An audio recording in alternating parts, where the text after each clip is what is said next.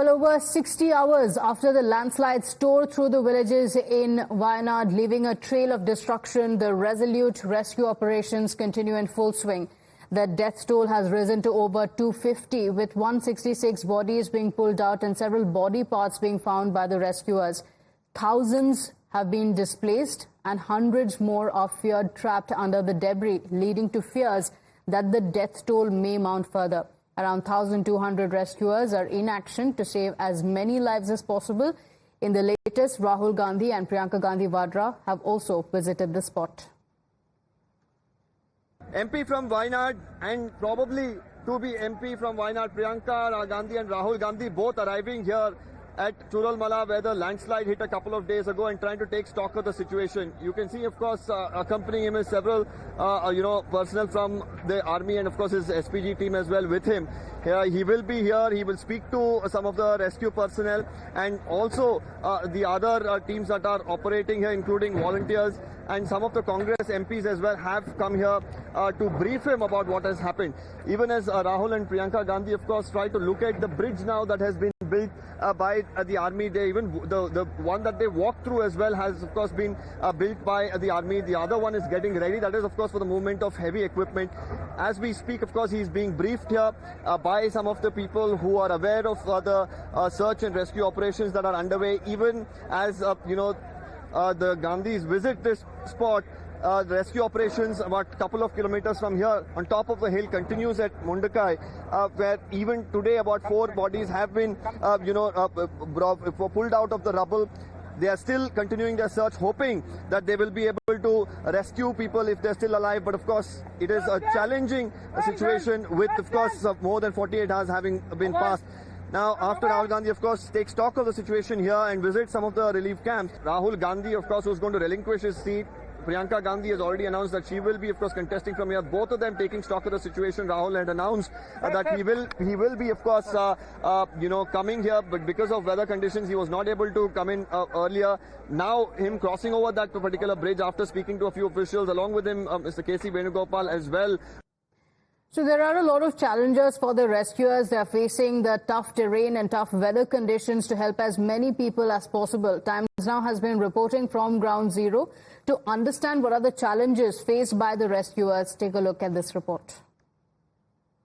Well, apart from the people who are living around, Churalmala and Mundukai, for the people who are carrying out rescue operations as well, things are difficult. Here's an example. You can see one of the personnel who was volunteers who was carrying out, rescue and search on top in Mundukai, sustaining an injury. Right now he's being taken to get further medical help. From what we saw, it looks like he has sustained injuries near his foot. Immediately, of course, he'll be put in an ambulance and taken on top. Now, for everyone, of course, trying to understand how difficult the terrain is, apart from the challenges here that the rain poses, the makeshift bridges that the army has built to get to Mundukai, of course, even now is quite difficult. But to operate there is even more harder. And for the last, 24 to 40 hours, people have been operating equipment with their bare hands, walking through terrain which is extremely difficult. It is filled with slush, it is filled with debris, and here we just saw one of the personnel involved in the search and rescue work being injured himself.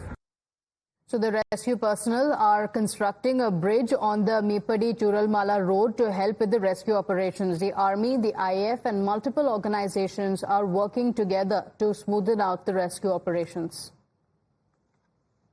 Times now Bharat के कैमरे पर आपको सबसे पहले वायनाड में हुए landslide की तस्वीरें दिखाते हैं टॉप एंगल से, जो आपको दिखाएगा कि किस तरह से ये पूरा पैच है ऊपर तक, जहां तक आपकी नजर जाएगी वहां से ये लैंडस्लाइड जो शुरू हुआ था। और इतनी स्पीड में, इतनी भीषण तरीके से ये लैंडस्लाइड आता है कि तमाम गांवों को जो अपने साथ बहाकर ले जाता है। ये पूरा जो जंगल आप देख रहे हैं पहाड़ी पर, जो पैच है वो भी उसी तरह का जंगल हुआ करता था, और उसके बाद एक पहाड़ी का पूरा जो हिस्सा है वो खिसक जाता है और ये भूस्खलन एक के बाद एक इनका सिलसिला जो है वो शुरू होता है और पूरी तरह से चारों तरफ केवल बर्बादी की ये तस्वीरें देखने को मिलती है। अपने कैमरामैन को कहूंगी कि आपको ये तस्वीरें भी दिखाए कि किस युद्ध स्तर पर इस वक्त ये रेस्क्यू वर्क भी यहाँ पर किया जा रहा है। ये तस्वीरें आप देख रहे हैं कि मुंडकई में कल तक जो है मुंडकई में केवल मैन्युअली लोगों को रेस्क्यू करने का ऑप्शन इनके पास था, क्योंकि हेवी मशीनरीज जो है वो नहीं पहुंच पाई थी। लगातार सेना समेत NDRF, SDRF, local fire and rescue teams, तमाम जो टीमें हैं वो लगातार जुटी हुई है कि जल्द से जल्द इस रेस्क्यू ऑपरेशन को बड़े तरीके से अंजाम दिया जाए और लोगों को जल्द से जल्द निकाला जाए। लेकिन डैमेज इतना ज्यादा है कि लोग कहाँ फंसे हैं, कहाँ पर क्या होगा, किसी को कोई अंदाजा नहीं है। स्निफर डॉग्स की मदद भी ली जा रही है, लेकिन ये तस्वीरें जैसे कि आप लगातार देख रहे हैं कि किस तरह का भयावह डैमेज यहाँ पर इन घरों में हुआ है, जहाँ पर तमाम जिंदगियां, तमाम लोगों के आशियाने जो है वो पूरी तरह से अस्त व्यस्त हो चुके हैं। Let's go across to my colleague Deepak, who's joining us live from Wayanad with the details of what's happening on the ground. Deepak, you've been reporting there for several hours now. You've been seeing the visit of Rahul Gandhi, Priyanka Gandhi Vadra, and the rescue operations that are taking place. For a better understanding for our viewers, take us through what the situation is now and what the rescuers are saying and the key challenges that they're facing there.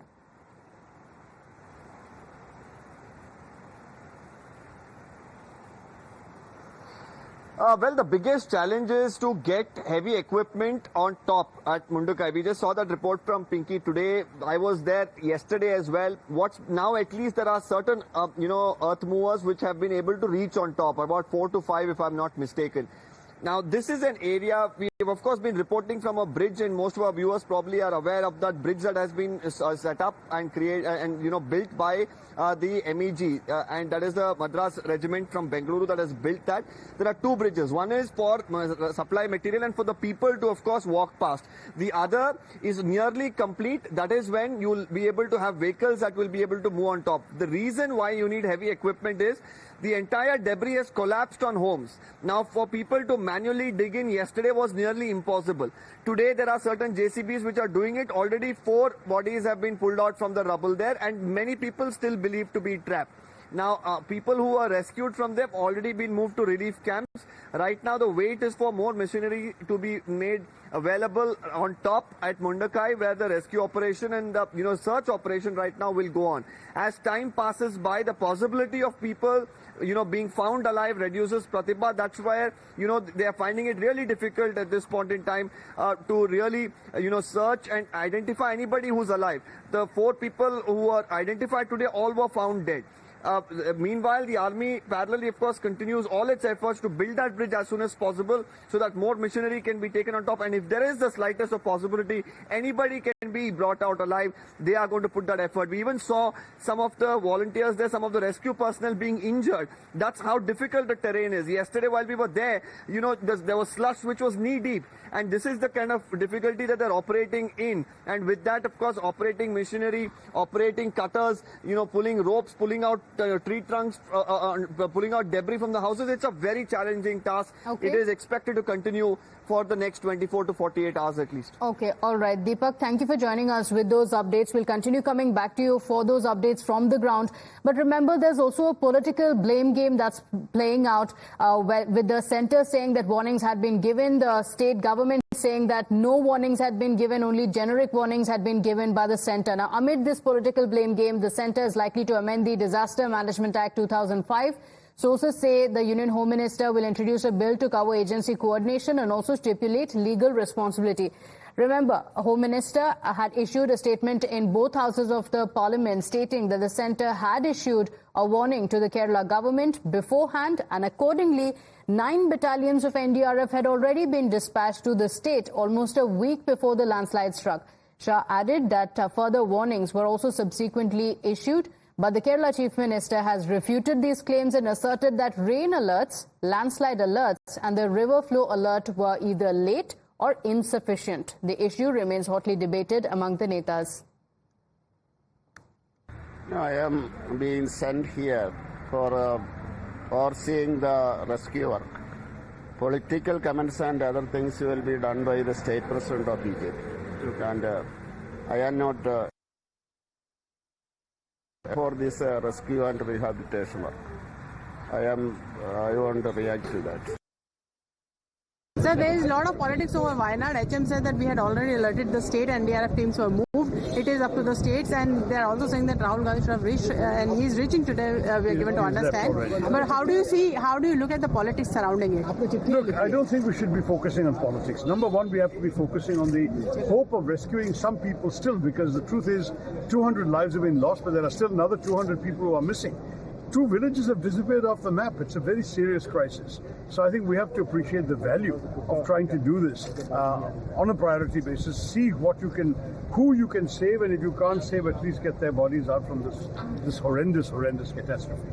Then you can look at the politics. As you know, the Home Minister said there was some warning. The state government Chief Minister says the warning was not sufficiently serious. It was a green or orange alert and not a red alert. All of these things can be disputed later. Eventually, accountability is required and further preventive measures are required.